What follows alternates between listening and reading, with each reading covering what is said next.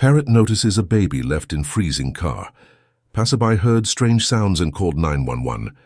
Please listen until the end to be amazed by this story.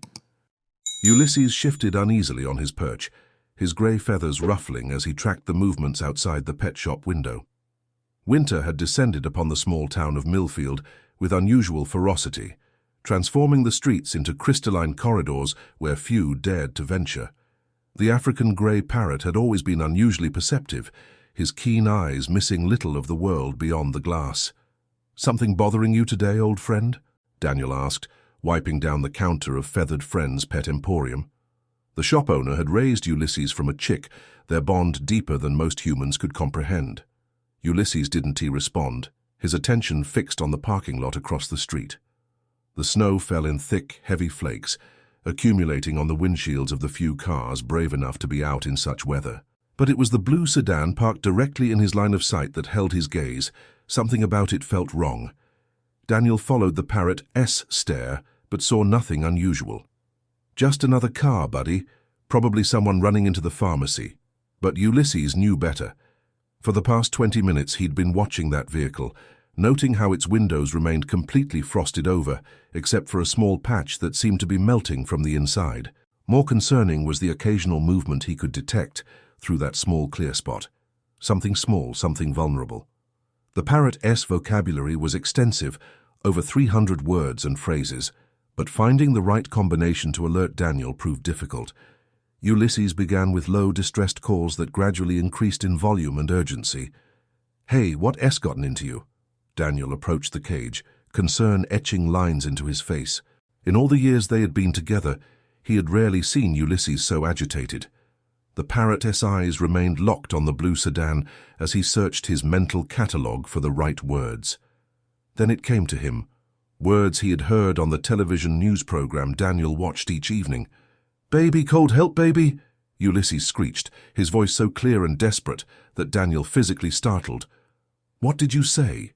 Daniel pressed his face against the icy window, squinting at the parking lot. "Help, baby, car cold," Ulysses repeated, bobbing his head frantically toward the blue sedan. Daniel's breath caught. He already learned long ago not to dismiss Ulysses' behavior.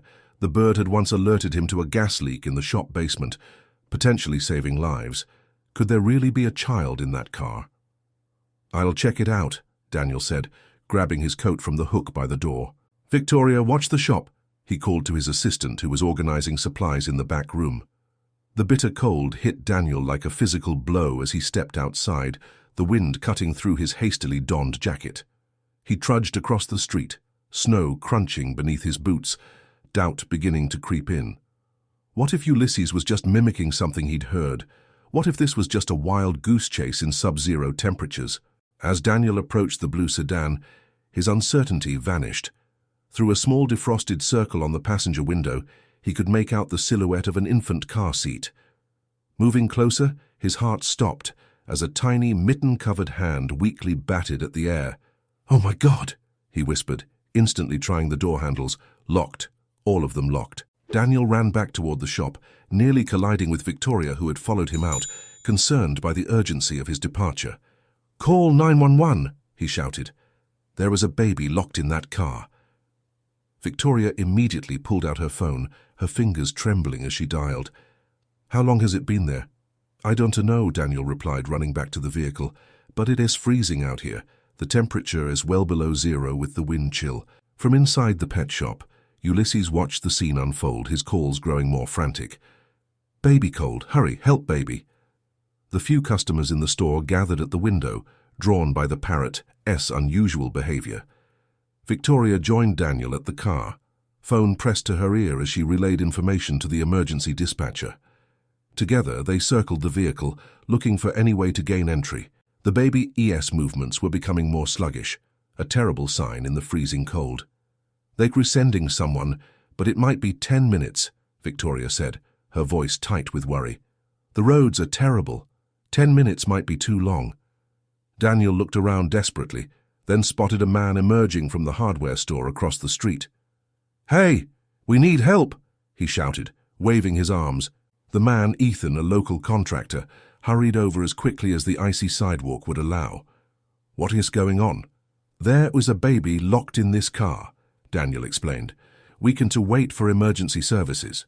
Without hesitation, Ethan ran back to his truck, returning moments later with a hammer. "Stand back," he instructed, positioning himself at the rear passenger window, furthest from the child. "Cover your faces." The sound of shattering glass cut through the howling wind.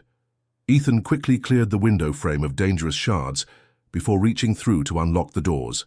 A blast of cold air rushed into the vehicle as Daniel yanked open the door closest to the infant. The baby boy, bundled in a blue snowsuit, had stopped crying, his face alarmingly pale except for bright red patches on his cheeks. His eyes were open but unfocused, his tiny lips tinged with blue. "We need to warm him up slowly," Victoria said, her nurse training kicking in as she gently lifted him from the car seat. Too much heat, too quickly, could be dangerous. They rushed back to the pet shop, where the warmth enveloped them like a blessing. Victoria cradled the infant close, carefully removing the snowsuit while Daniel grabbed blankets they kept for the animals. "His name is Felix," Victoria discovered, reading a tag sewn into the baby ES clothes. "Felix Mason." Aunt Ulysses watched from his perch, his distress call softening as he observed the rescue. The customers formed a protective circle around Victoria and the baby, everyone offering help, someone producing a bottle of water to help hydrate the lethargic infant. The wail of sirens announced the arrival of emergency services, an ambulance and police car navigating the treacherous streets with urgent purpose. Paramedics quickly took over Felix's care, wrapping him in specialized warming blankets while checking his vital signs. "His core temperature is low, but he's responding well," one paramedic announced. "You folks likely saved his life. In this weather, he wouldn't have lasted much longer." As they prepared to transport Felix to the hospital, Officer Michael began questioning Daniel and Victoria about what they'd witnessed. "How did you notice the baby?" he asked, notebook in hand. Daniel pointed to Ulysses, who was watching the proceedings with unusual intensity. "My Parrot alerted me. He kept calling out about a baby in a cold car." Officer Michael looked skeptical. "Your Parrot told you?"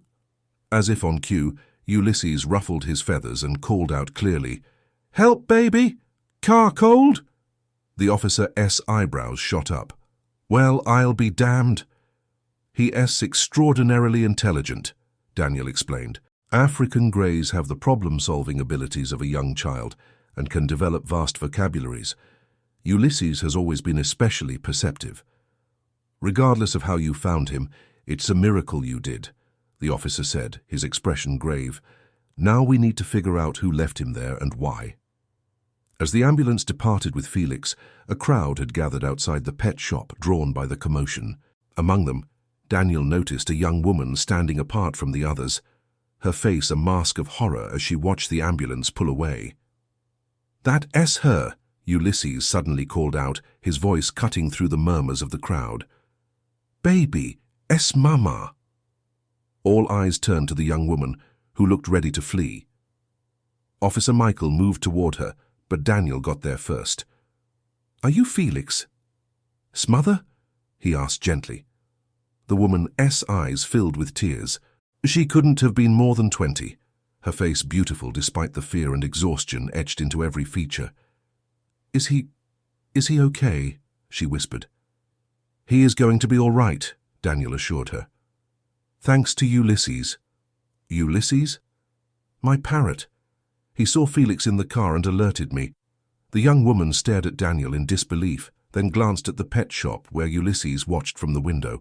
Something in her expression shifted, a mixture of gratitude and shame washing over her features. "I only left him for a minute," she said, her voice breaking. "I had to pick up his prescription. The pharmacist said it would be ready, but then they couldn't find it. And the line was so long, I thought he'd be safer in the car than in the cold store with all those sick people.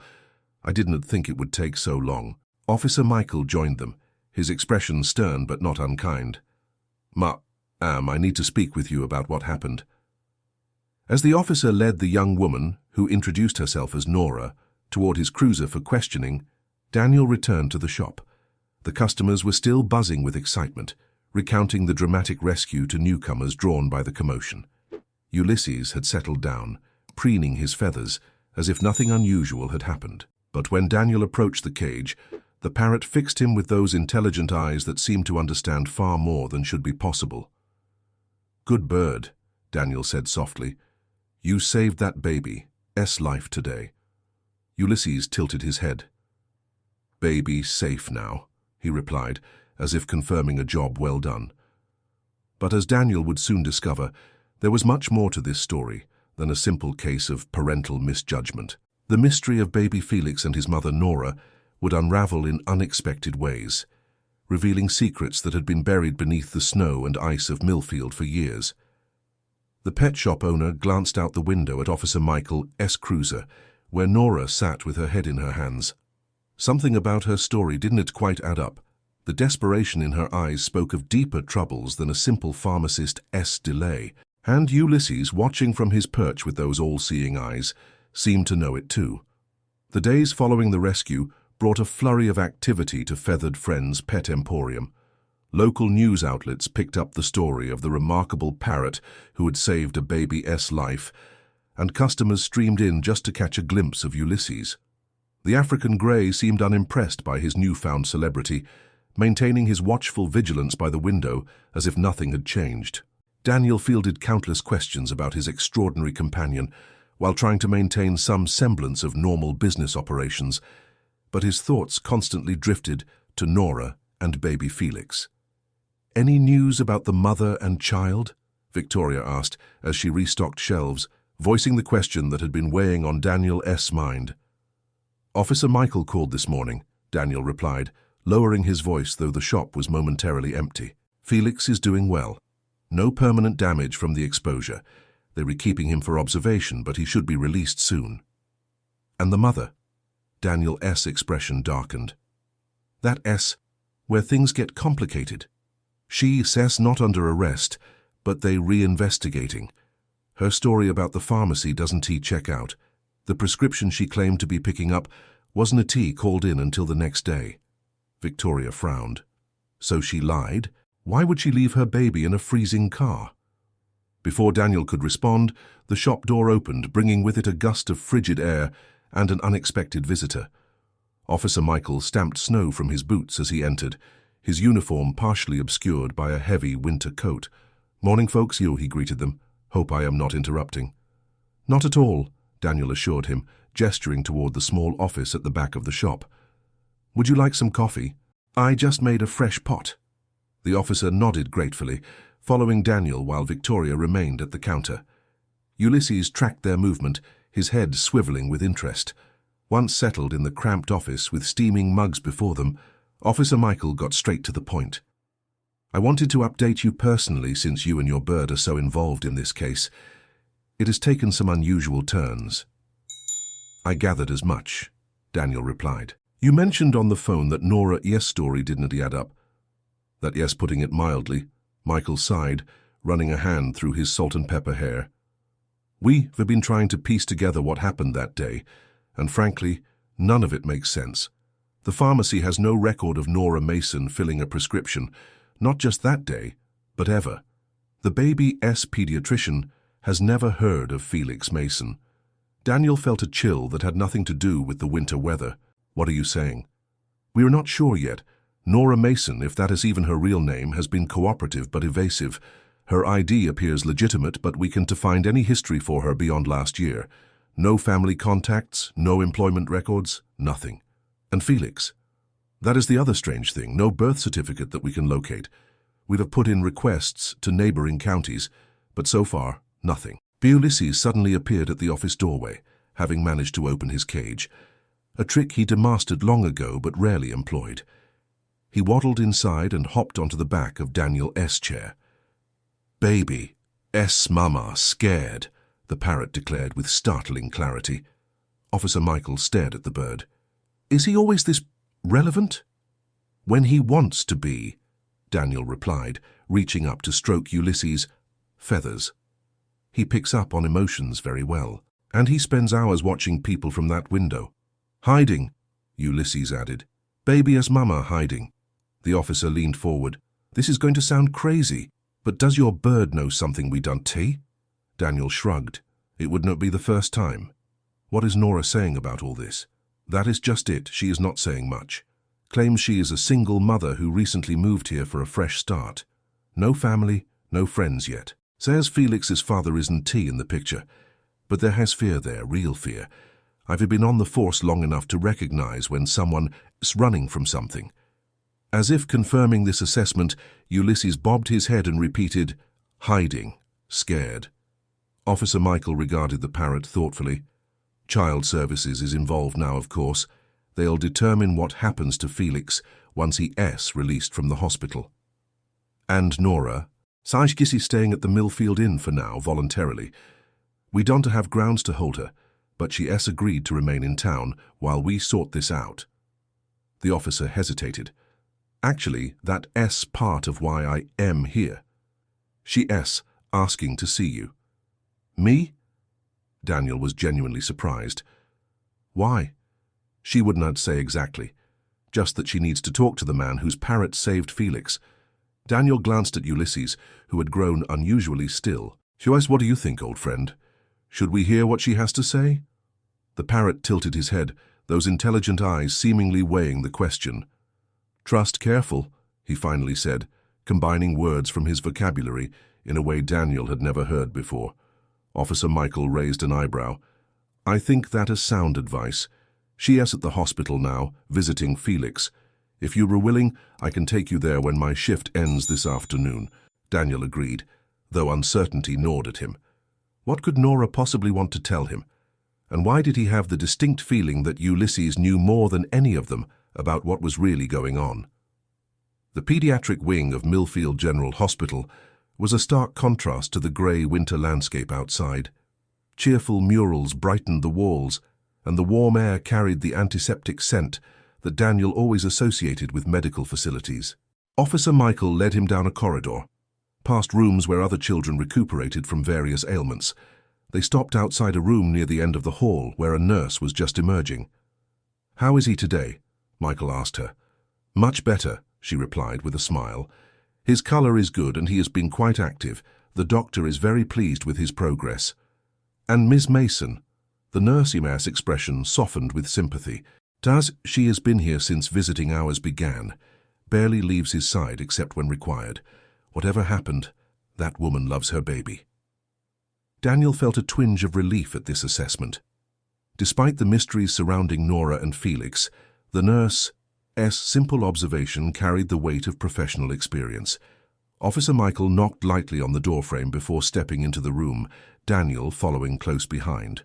The hospital room was small but private, dominated by a crib-like bed, where Felix lay surrounded by monitoring equipment.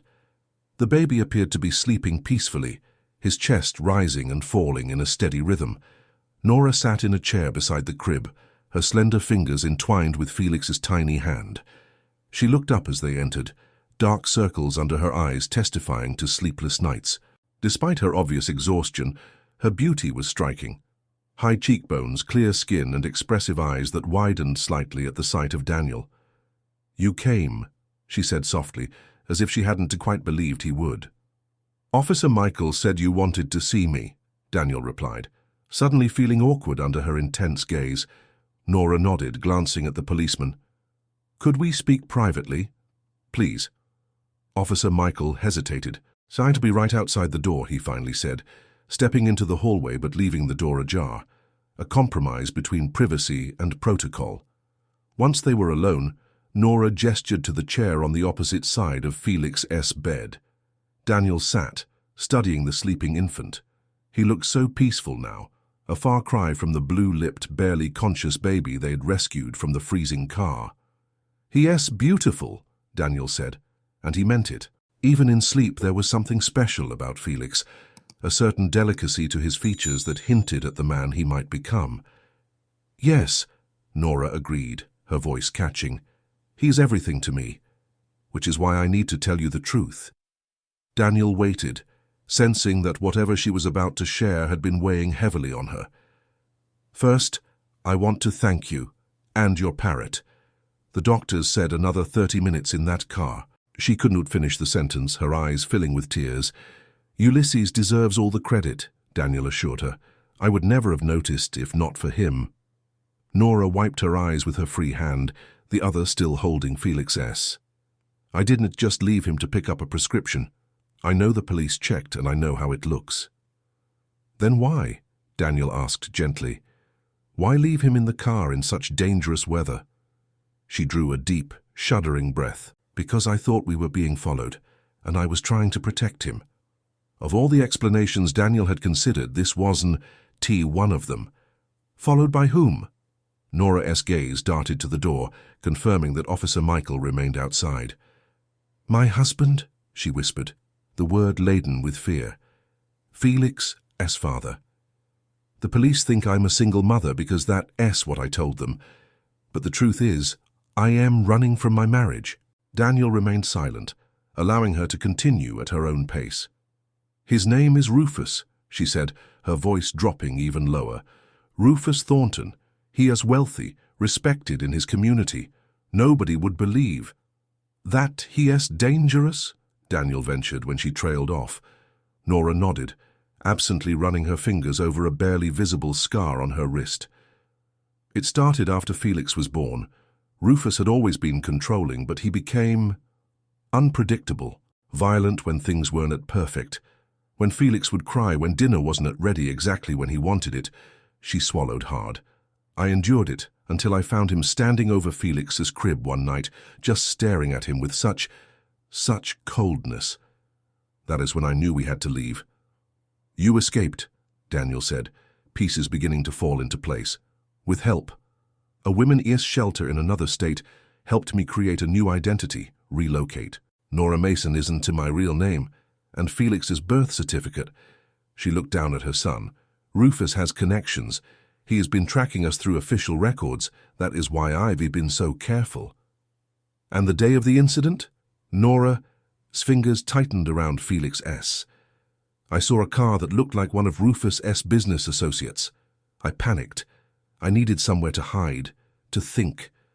I pulled into the pharmacy parking lot because there were people around. I thought Felix would be safer in the car for a few minutes while I watched to see if we had really been found. She looked up at Daniel, her eyes pleading for understanding.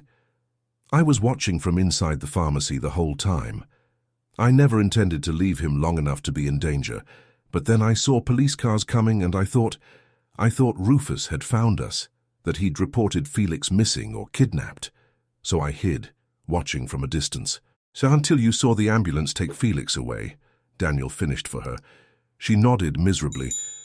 It was the worst moment of my life, knowing he was in danger because of my decisions, but I couldn't bear the thought of Rufus getting him back. Daniel considered her story. It explained her fear, her reluctance to provide information, the mystery surrounding their identities. But one question remained. Why are you telling me this? Why not Officer Michael or Child Services? Nora's gaze was direct, unflinching despite her tears. Because your Parrot recognized something in me that day. He called me Baby S Mama, when others might have seen a neglectful mother who endangered her child. And because I need help. I can't run anymore, not with Felix still recovering, but if Rufus finds us. The unspoken fear hung in the air between them. Daniel found himself believing her, though he only just met this woman. There was something genuine in her desperation, something that resonated with truth. What kind of help are you asking for? A safe place, she replied immediately. Somewhere to stay while I figure out what to do next. The women's shelter here is full, and the motel is too exposed. I have some money saved, but not enough for long. Before Daniel could respond, there was a soft knock at the door. Officer Michael poked his head in. Everything okay in here? Nora's expression immediately closed off, the vulnerability of moments ago replaced by careful neutrality. Yes, thank you.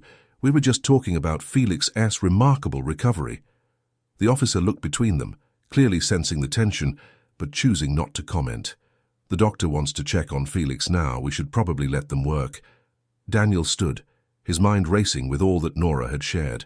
I'll think about what we discussed, he told her, their eyes meeting in silent understanding.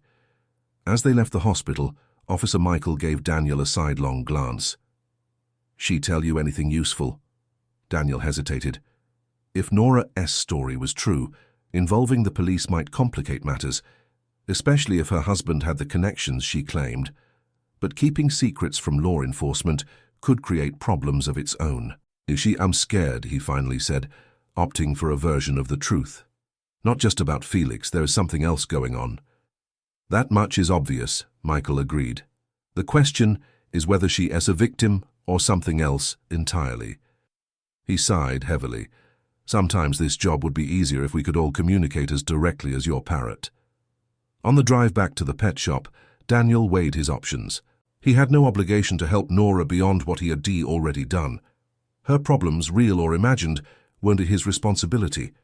And yet, he couldn't shake the image of her sitting beside Felix's hospital bed, or the genuine fear in her eyes when she spoke of her husband. Ulysses was waiting by the window when Daniel returned, Victoria having closed up shop for the day. The Parrot greeted him with a soft whistle, head tilted inquisitively. "You were right," Daniel told him, opening the cage door to let him out. "Baby S mama is scared and hiding." Ulysses hopped onto Daniel S' offered arm. "Help her?" the Parrot asked, combining words in that uncanny way that sometimes made Daniel wonder just how much his feathered friend actually understood. "I don't know if we should get involved," Daniel admitted. "It is complicated." "Trust careful," Ulysses repeated his earlier advice. Daniel smiled despite himself. "Yes, I remember. Trust but be careful. The question is, can we trust her story?" As if in response, Ulysses flew to the shop computer, a behavior he sometimes exhibited when he wanted Daniel to look something up. The Parrot tapped the screen with his beak, an expectant look in his intelligent eyes. "You want me to search for something?" Daniel guessed. "Rufus Thornton, perhaps." Ulysses bobbed his head in what appeared to be agreement. Daniel settled into the chair and typed the name into the search engine, not really expecting to find anything significant. The results proved him wrong. Rufus Thornton was indeed a wealthy businessman, the CEO of a regional construction company with projects across several states. News articles featured him at charity events and business openings, always impeccably dressed, always with a camera-ready smile. In every photo, he exuded confidence and success. But it was an article from 6 months ago that caught Daniel's attention. Local businessman reports wife and infant son missing. The accompanying photo showed Rufus with his arm around a woman whose face had been blurred for privacy, but whose slender build and dark hair were unmistakably similar to Nora DS. The article quoted Rufus expressing concern for his emotionally fragile wife, who had allegedly taken their newborn son and disappeared. He spoke of postpartum depression and his fears for their safety, painting himself as a desperate husband and father searching for his vulnerable family. "She was telling the truth," Daniel murmured, "at least about running from him." Ulysses made a soft sound, almost like a human hum of agreement. Daniel continued reading, discovering that Rufus had offered a substantial reward for information leading to the return of his wife and child. The most recent update from just a month ago indicated that the search was ongoing. If Rufus was as dedicated to finding them as these articles suggested, it was only a matter of time before the story of a heroic parrot saving a baby in a small town reached him, especially with all the media attention Ulysses had received. Daniel closed the browser, his decision made. Whether Nora's claims about abuse were true or not, and his instinct strongly suggested they were, she and Felix needed protection until the full story could be uncovered. "Looks like we are re-getting involved after all," he told Ulysses. "But first, we need to make sure we're not making a terrible mistake." The Parrot settled on his shoulder, a comforting weight, as Daniel reached for his phone. He had a few calls to make, starting with Victoria, whose sister worked at a women's shelter 2 counties over. If anyone could help verify Nora's story, without exposing her location, it would be them. As the snow continued to fall outside, blanketing Millfield in pristine white, Daniel knew that beneath the surface things were far from pure or simple. The mystery surrounding Nora and Felix was only beginning to unravel, and whatever lay ahead would require all the wisdom and caution he and his extraordinary Parrot could muster. The apartment above Feathered Friend's Pet Emporium had never felt so full of life. What had once been Daniel's quiet sanctuary now echoed with the soft coos of baby Felix and the occasional worried pacing of Nora. It had been 3 days since Daniel offered them temporary shelter, 3 days of careful planning and constant vigilance. Victoria had been invaluable, using her connections at the Women S shelter to verify key elements of Nora S story without compromising her location. The confirmation had come late the previous evening. Tabitha, Nora S' real name, had indeed sought help from a shelter in another state, reporting a pattern of escalating abuse at the hands of her husband, Rufus Thornton. "You were right to trust her," Victoria had told Daniel privately as they closed the shop. The shelter coordinator remembers her case clearly, the bruises, the fear, the detailed safety plan they created together. Now, as morning light filtered through the curtains, Daniel watched Ulysses interact with Felix. The parrot maintained a respectful distance from the baby, who lay on a blanket on the living room floor, but his fascination was evident. Whenever Felix made a sound, Ulysses would tilt his head and sometimes offer a gentle whistle in response. "He's never seen a baby up close before," Daniel explained to Nora or Tabitha, though he still thought of her by the name he'd first known. "But he seems to understand that Felix is special. After what he did for us, he'll always be special to me too," she replied, her eyes never leaving her son. The dark circles beneath them had begun to fade, but the wariness remained. "Any news from your police friend?" Daniel nodded. "Officer Michael called this morning. Child Services has temporarily suspended their investigation based on the information from the Women IS shelter. They're retreating this as a domestic violence case now, which changes everything." Relief washed over her face. "So, they believe me? They won, try to take Felix?" "Not only do they believe you, they re-helping. Michael has arranged for you to meet with someone from the District Attorney ES office tomorrow, someone who specializes in cases like yours." For the first time since he'd met her, Nora S' shoulders relaxed slightly. "I never thought... When I ran, I was so sure no one would believe me over Rufus. He has such a perfect public image, such powerful friends." "Sometimes the truth finds its way out," Daniel said, "with the right help." Ulysses chose that moment to fly to Nora S' shoulder, startling her before she settled. "Safe now," the parrot declared, combining two of his favorite words in a way that made both humans smile. "I hope you rewrite," she whispered to the bird. But their moment of peace was shattered by the ringing of Daniel S' phone. Victoria S' name flashed on the screen. "Daniel, he S here. Some..." Victoria S' voice was urgent but controlled. "Rufus Thornton just walked into the shop asking about the parrot who saved the baby. He was showing a photo of Tabitha and Felix to everyone." Daniel's blood ran cold. Despite their precautions, Rufus had found them faster than anticipated. "Stall him," he instructed. "I shall call Michael." Nora had gone deathly pale, reading the situation from Daniel S' expression. "He S found us," she stated, rather than asked, already moving to gather Felix. "Stay here and lock the door," Daniel told her, already dialing Officer Michael. "Don T make a sound. Joyce am going downstairs." As he descended the back stairs that connected his apartment to the shop, Daniel heard the smooth, cultured voice that could only belong to Rufus Thornton. "It is such a remarkable story," the man was saying. "A parrot saving a baby from a freezing car. I'd love to meet the bird, perhaps feature him in our company newsletter." Victoria Criess' response was polite but evasive. "The owner takes him home each night.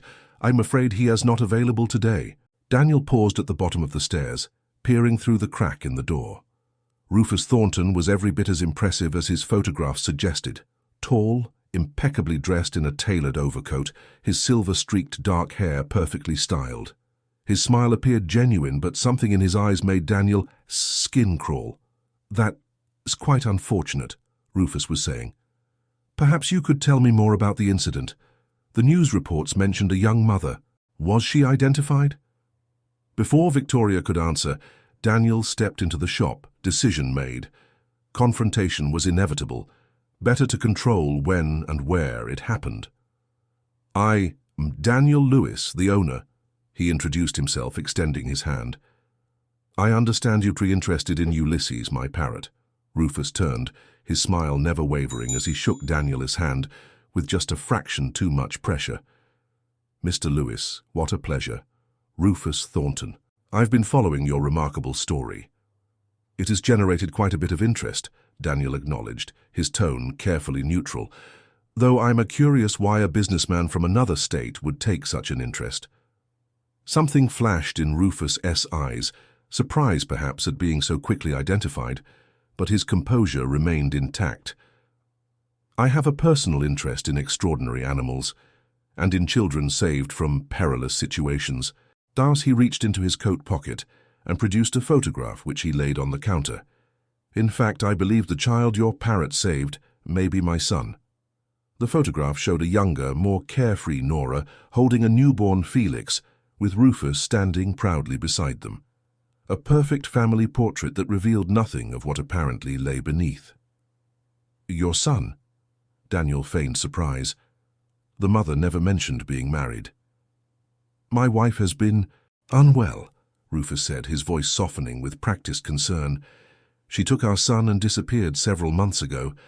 Postpartum depression can be devastating." The shop door opened, admitting Officer Michael in uniform, his timing impeccable. Daniel had never been so relieved to see the policeman. "Mr. Lewis," Michael nodded. "Ms. Hendricks mentioned you might need assistance today." Rufus's smile tightened almost imperceptibly. "There seems to be some confusion, officer. I'm Rufus Thornton. I believe my wife and son are in this town, and I am simply trying to find them." "I am aware of who you are, Mr. Thornton," Michael replied evenly. "We should continue this conversation at the station. There are some matters regarding your wife and son that require clarification." "I have nothing to hide," Rufus declared, though Daniel noticed his hand tighten around the photograph. "But I insist on seeing my family first. I know they're here. The news reports about the Parrot made it clear." "That it's not possible at the moment," Michael said firmly. "Mrs. Thornton has filed for protection, and there are serious allegations that need to be addressed." Rufus's facade finally cracked, his expression darkening. "Allegations? What lies has she been telling?" "Tabitha is confused, unstable. She needs help, not protection from me." "The court will determine that," Michael replied. "In the meantime, I need you to come with me." For a moment, Daniel thought Rufus might refuse, might even become violent, but the businessman clearly understood the implications of resisting a police officer. With a cold smile that didn't reach his eyes, he nodded. "Of course, officer. I'm happy to clear up any misunderstandings, but this isn't tea over." His gaze fixed on Daniel. "I will find my family, and those who helped hide them will regret interfering in matters they don't understand." After they departed, Victoria locked the shop door and flipped the sign to closed. "Do you think he'll be back?" she asked. "Undoubtedly," Daniel replied. "Men like that don't give up easily. But neither do we." Upstairs, they found Nora sitting on the floor beside Felix, Ulysses perched nearby as if standing guard. Her eyes were red-rimmed but dry. "But I heard his voice," she said quietly. "Even through the floor, I'd know it anywhere." "He is gone for now," Daniel assured her. "Officer Michael took him to the station." "But he'll be back," she said, echoing Daniel's own thoughts. "He always finds a way." "This time is different," Victoria interjected, sitting beside her. "This time you have evidence, witnesses, and legal protection. My sister says the attorney you're meeting tomorrow has never lost a case like yours." Nora gently stroked Felix's cheek. "I've been running for so long, I'm not sure I remember how to stand and fight." "You don't have to do it alone," Daniel assured her. Ulysses fluttered down to land beside Felix, who gurgled happily at the Parrot. "Family safe," the bird declared, combining words in his unique way. "Family, protect family." Sunny spring arrived in Millfield with a gentle persistence that mirrored the town's resilience. The snow melted, revealing crocuses pushing through the soil, determined to bloom despite the harsh winter they had endured. Inside feathered friends. Pet Emporium, similar transformations had taken place. The shop had expanded, taking over the vacant space next door to create a small cafe area where customers could enjoy coffee and pastries while watching the birds. Ulysses remained the star attraction, though he now shared the spotlight with Felix, who had grown into a cheerful toddler with his mother's expressive eyes.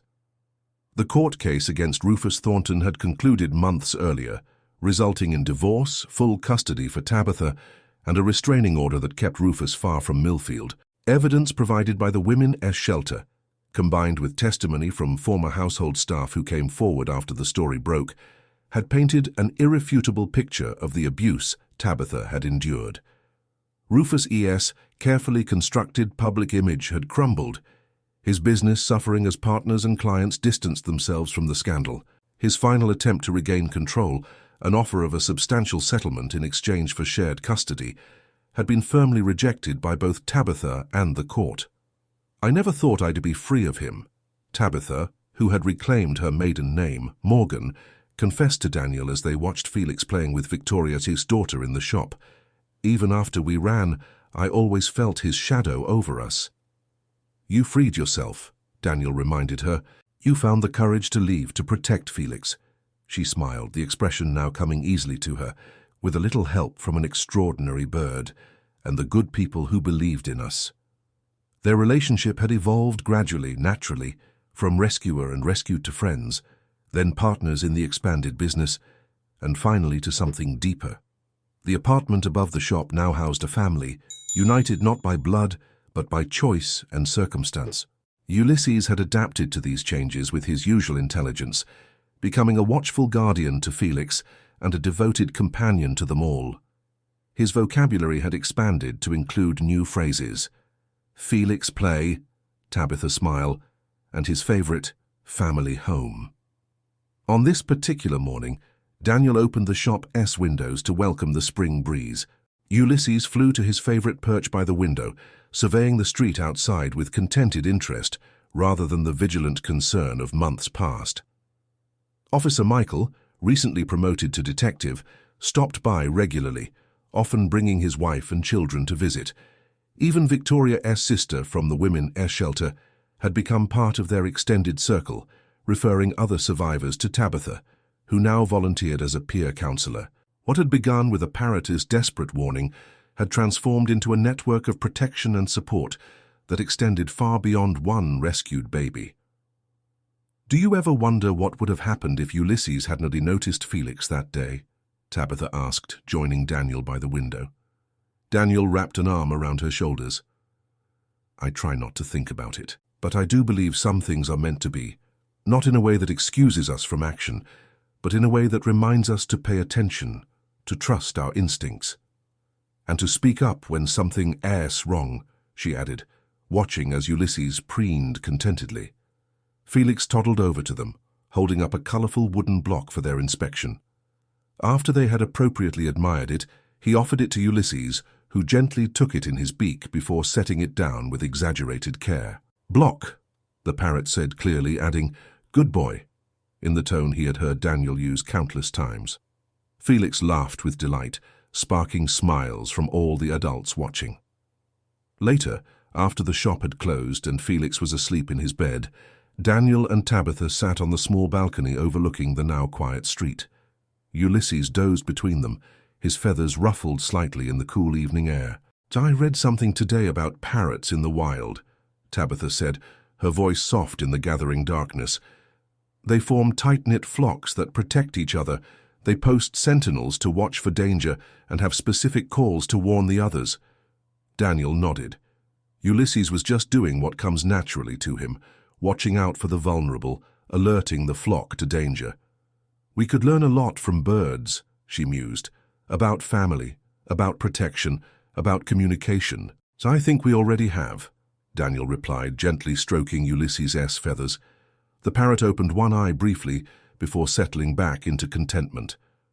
In the quiet that followed, with the stars emerging overhead and the distant sound of spring peepers from the park, Daniel reflected on how profoundly a single moment of attention had changed so many lives. Ulysses had noticed what humans had missed, had spoken when others were silent, had protected when protection was needed most. The simplest truths were often the most profound. Look closely, listen carefully, speak up for those who cannot speak for themselves, and never underestimate the power of one voice, even if that voice belongs to a parrot, to change the course of many lives. As if reading his thoughts, Ulysses stirred and spoke one final phrase before drifting back to sleep. All safe now. And they were. Thank you for joining me on this journey into the world of captivating stories. I trust you found today's narrative as engaging as I did. If you enjoyed this exploration into fascinating and compelling narratives, kindly indicate your appreciation by liking this video. Are you watching on mobile? Show your appreciation with a double tap for hype. For more captivating stories and journeys into the heart of compelling storytelling, please subscribe to the channel and activate notifications so you don't miss a single upload. Your thoughts and interpretations are most welcome. Please share your perspectives on today's story in the comments below. And if you believe others would find this content engaging, please consider sharing the video with your network. Until our next journey into the world of captivating tales, I bid you farewell.